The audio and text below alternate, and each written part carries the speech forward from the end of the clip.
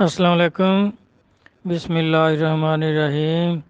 میرے پیارے بھائی، یہ سورج گرہن کے بارے میں جو خبریں آ رہی ہیں، دیکھیں اسلام میں اس کے بارے میں یہ جو خبریں مشہور ہیں، ایسا کچھ بھی نہیں ہے۔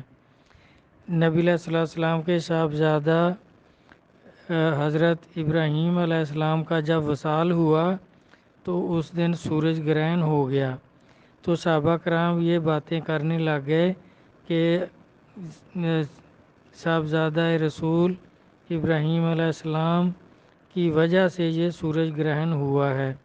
جب سرکار تک یہ خبر پہنچی تو آپ نے فرمایا، بھائی یہ اللہ کا نظام ہے، کسی کے فوت ہونے سے، کسی کے پیدا ہونے سے اللہ کے کارخانے کو، اللہ کی اس کائنات کو، اس نظام کو کوئی فرق نہیں پڑتا۔ یہ اس کا اپنا نظام ہے۔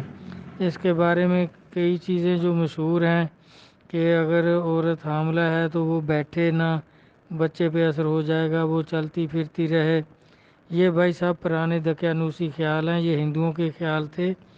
اب تو اس پر ریسرچ ہو چکی ہے کہ اگر کسی کا ایسا بچہ ہوتا ہے تو وہ بتا دیتے ہیں کہ اس نے قطرے نہیں پلائے ہوں گے، اس لیے اس کو پولیو ہو گیا، یا اور جو بھی وجہ ہے اب سب تحقیق ہو چکی ہے۔ تو لیکن اس کے بارے میں اب جو ڈاکٹر کہتے ہیں کہ سورج گرہن اگر ہو تو اس کی طرف دیکھنا نہیں چاہیے، دیکھنے سے آنکھوں میں کوئی بیماری ہو سکتی ہے، خارش ہو سکتی ہے، اس طرح کا کچھ ہو سکتا ہے۔ باقی سب ایسے بناوٹی باتیں ہیں، کچھ بھی اس کا یہ جو کہیں کہ یہ اثر ہوگا وہ اثر ہوگا، یہ سب جھوٹ ہے۔ تو اس کی طرف صرف دیکھنا نہیں چاہیے، اس سے پرہیز کرنا، بچوں کو بھی بتانا۔ تو باقی جو ہے کہ یہ ایسا ہو تو فلاں ملک غرق ہو جائے گا، یہ ایسا ہو جائے گا، یہ سب باتیں ہیں۔ نبی علیہ الصلوۃ والسلام کا فرمان پاک ہے کہ ان کے ایسا ہونے سے اللہ کے کارخانے میں، اللہ کی کائنات میں کوئی فرق نہیں پڑتا۔ یہ اللہ کا اپنا نظام ہے، جو چاہتے ہیں کرتے ہیں۔ اور اب ویسے بھی سائنس نے ثابت کر دیا ہے کہ جب سورج گرہن ہوتا ہے تو یہ سورج اور زمین کے درمیان چاند آ جاتا ہے یا کوئی دوسرا سیارہ آ جاتا ہے، جس سے سورج کی روشنی رک جاتی ہے، زمین تک نہیں پہنچتی۔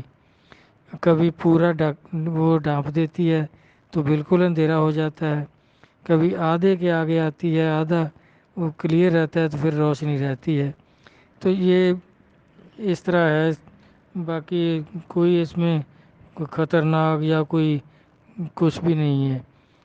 اللہ سے دعا مانگیں، دعائیں کریں، کیونکہ یہ ایک واقعہ حشت بہشت میں درج ہے کہ نبی علیہ الصلوۃ والسلام کے وقت میں یہ چاند نے شکایت کی اللہ تعالیٰ کے آگے کہ باری تعالیٰ میں مخلوق کے گناہ دیکھ دیکھ کر تنگ آ گیا ہوں، کیونکہ اب چاند اوپر سے گزرتا ہے تو نیچے جتنی مخلوق ہے ساری اس کو نظر آتی ہے۔ تو جب ایسا اس نے شکایت کی چاند نے اللہ تعالیٰ کے آگے، تو اس کا چہرہ جو تھا وہ سیاہ ہو گیا، جس کو آج گرہن کہتے ہیں۔ تو اس طرح پھر انہوں نے گریہ زاری کی تو نبی علیہ الصلوۃ والسلام سے عرض کیا کہ حضور مجھ سے غلطی ہو گئی۔ چاند نے عرض کیا مجھ سے غلطی ہو گئی، مہربانی فرمائے میری روشنی واپس لے دیں اللہ تبارک تعالیٰ سے۔ تو آپ نے دعا کی کہ مخلوق کی شکایت جو ہے یہ اللہ کو پسند نہیں ہے، تو نے مخلوق کی برائی بیان کی جب کہ پردہ پوشی کا حکم ہے، تو اس وجہ سے تجھے یہ سزا دی گئی ہے۔ تو آپ نے دعا کی، اس کا چہرہ پھر روشن ہو گیا۔ تو چاند نے عرض کیا کہ یا رسول اللہ صلی اللہ علیہ وآلہ وسلم، اب دوبارہ تو ایسا نہیں ہوگا؟ تو آپ نے دریافت کیا تو اللہ تعالیٰ نے فرمایا یہ ایسا ان کے ساتھ ہوتا رہے گا، چاند کے ساتھ بھی، سورج کے ساتھ بھی۔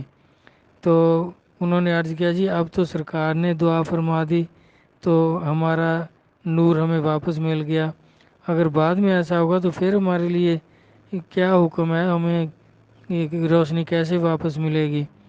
تو سرکار نے فرمایا کہ میری امت میں ایسے لوگ ہوں گے، وہ دعا کر دیا کریں گے، آپ کی روشنی، آپ کا نور واپس مل جایا کرے گا۔ تو یہ انہوں نے بابا فرید گنج شکر کسلا سے عزیز نے ایسا یہ واقعہ بیان فرمایا ہے۔